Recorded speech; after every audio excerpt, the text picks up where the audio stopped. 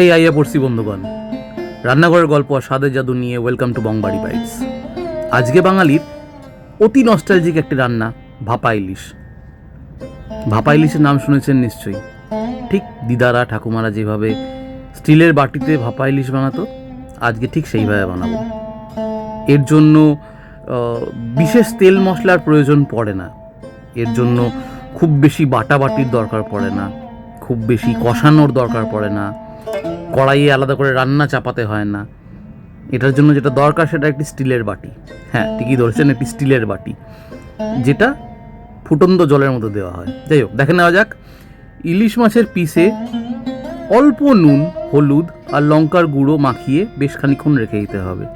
তবে হ্যাঁ, এই ম্যারিনেশনের পদ্ধতিটা কিন্তু খুব সাধারণ হলেও বেশ ভালো করে ইলিশ মাছের পিসগুলোতে মশলাগুলো লাগিয়ে নিতে হবে।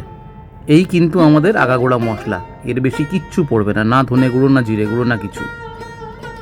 যখনই আপনার ইলিশ মাছগুলো ভালো করে ম্যারিনেট করা হয়ে যাবে, এগুলোকে একটা সাইডে করে দিন এবং বাকি রান্নাটায় চলে আসুন। একটা মিক্সিং জারে সাদা সর্ষে, তারপর কালো সর্ষে এবং সব শেষে অল্প একটুখানি পোস্ত ছড়িয়ে, হ্যাঁ পোস্ত, সাদা সর্ষে কালো সর্ষের সঙ্গে পোস্তটা খুব ভালো যায়। অল্প একটু পোস্ত দিয়ে তারপরে যেটা দেবেন সেটা হচ্ছে কয়েকটি কাঁচা লঙ্কা এবং অত্যন্ত অল্প নুন। নুন কেন, তার কারণ হচ্ছে শুধু পোস্ত আর সর্ষে বাটলে সেটা অনেক সময় তেতো হয়ে যায় লঙ্কার সাথে।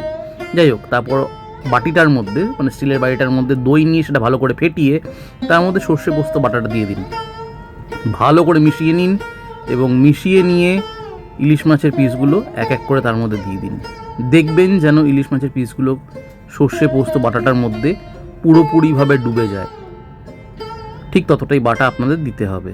তারপরে ওপর থেকে আরও কয়েকটা কাঁচা লঙ্কা ছড়িয়ে, এই রান্নাটা একটু ঝাল ঝাল ভালো লাগে তো তাই একটু সর্ষের তেল ছিটিয়ে দিন, ওই 2 চামচ মতো যথেষ্ট। তারপর ভালো করে ঢাকনাটা এঁটে নিয়ে গরম জলের মধ্যে এটাকে বসিয়ে ঢাকা দিয়ে দিন এবং জলটা ফুটতে দিন 10 মিনিট, মোর দেন এনাফ।